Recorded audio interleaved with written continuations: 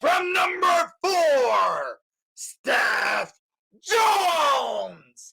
Yes, this game was a win. The Hawks actually put up 4 goals. Actually, we put up more than 1 goal, which has not been happening since the Connor Bedard injury.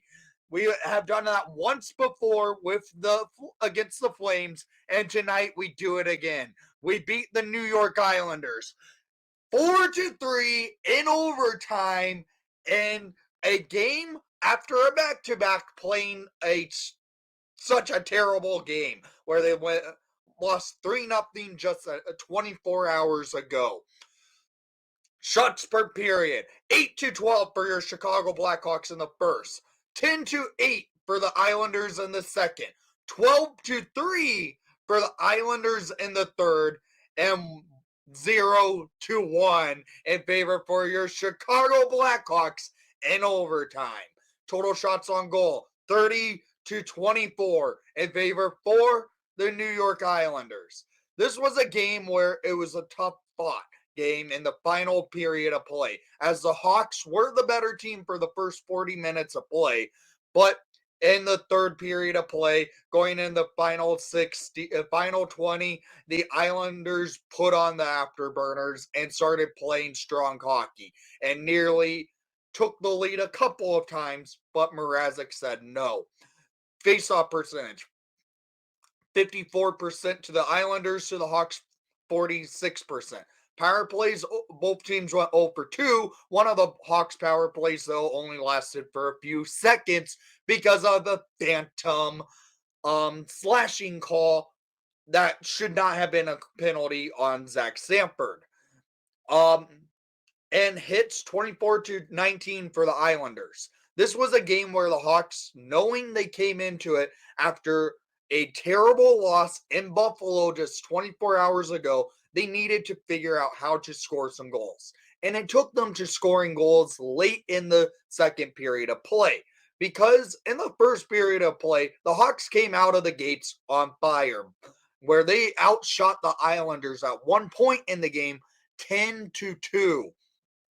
But at the 6:09 mark in the first period, Brock Nelson scores his 20th of the season, assisted by Bashing and Palmieri to make it 1-0. This goal was off the Islanders' first shot of the game, coming 6 minutes into play. The Hawks were out shooting the Islanders at that point 8-0.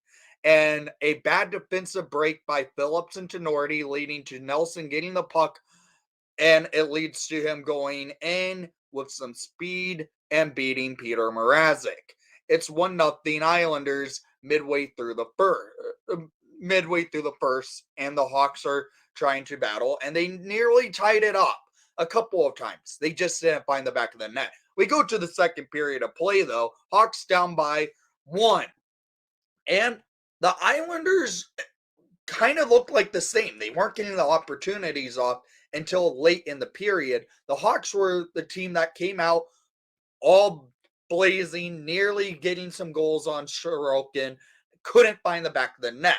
But the goals came, and they came late in the period. And at 18:07 in the second period, scored by number 14, Boris Kachuk, his 5th of the season, assisted by number 13, Zach Sanford, and number 52, Reese Johnson, to tie the game up 1-1 against the New York Islanders. This goal was all Boris going into the offensive zone. He gets the puck, goes on a breakaway, just the puck bounces on his stick, but he regains control of the puck, move the puck up, go towards the blue line in center of that slot, and he shoots it past Sorokin with a screen from Sanford. Hawks tying it up 1 apiece, and the momentum is Chicago.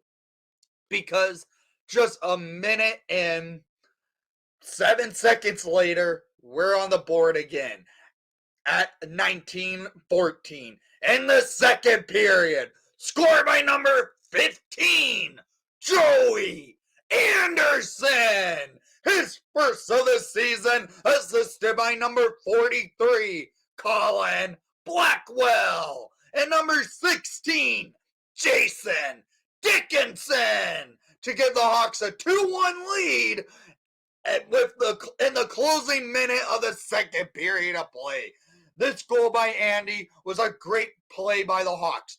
Dickinson feeds the puck up the ice to Blackwell to go on a 2-on-1 break. Blackwell holds the puck tight for a few minutes, then not a few minutes, a few seconds, sauces the puck right onto the stick of Joey Anderson for Anderson to bury it to get the Hawks the 1-goal lead going into the third period of play.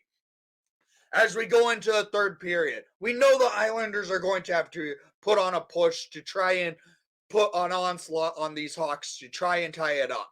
But the Hawks do get a chance, and they score on it at 5:10 in the third period. Scored by number 16, Jason Dickinson. His 15th goal of the season, assisted by number 15, Joey Anderson, and number 4, Steph Jones, to make it a 3-1 lead for your Chicago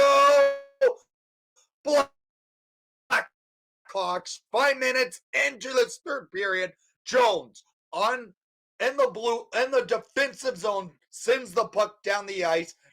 Anderson gets it and shoots it over to Dickey, and Dickey beats Sorokin. Hawks lead by 2. But that 2-goal lead does not hold long because the Islanders are going to press, and they do. At 6:38 in the second period, Bo Horvat scores his 18th of the season, assisted by Barzal and Dobson. This was a cross-crease type play, and nothing Mrazek could do. It's a 1-goal lead. But the Hawks are trying to hold tight, but they don't. They were the worst team after this Dickinson goal because the Islanders tie it midway through the period at 12:50 in the third period. Kyle Palmieri wraps the puck around for his 11th of the season, assisted by Dobson and Romanov, to make it a 3-3 game. So, in the matter of the Hawks having a lead, they blow it. They have done that a lot this year, so it doesn't surprise me, especially since we have virtually an AHL roster. We battled hard, but the Islanders came in this third period, putting on the pressure, trying to do everything to take the lead after this, and they nearly did. Mrazek holds strong, and the Hawks barely had any opportunities on. They only had 3 shots that entire period of play. So, in the final minute of play, the Islanders should have been called for a penalty. Officiating tonight was horrendous, I should mention. Palmieri should have been called for a penalty. No penalty was called. We go to overtime. Hawks win the face-off in the overtime. It's Dickinson, Kachuk, and Jones to start the overtime and to finish the overtime. Because 22 seconds into the OT, score by number 4, Steph Jones. His first of the season, assisted by number 14, Boris Kachuk, and number 16, Jason Dickinson, to give the Hawks the 4-3 win in OT. This goal was a great setup for the Hawks. Hawks winning the faceoff, taking the play into the offensive zone immediately, almost a 2-on-1 break with Kachuk and Dickinson. That misses. The puck goes into the neutral zone. Jones gets it, goes up the ice with it, holds it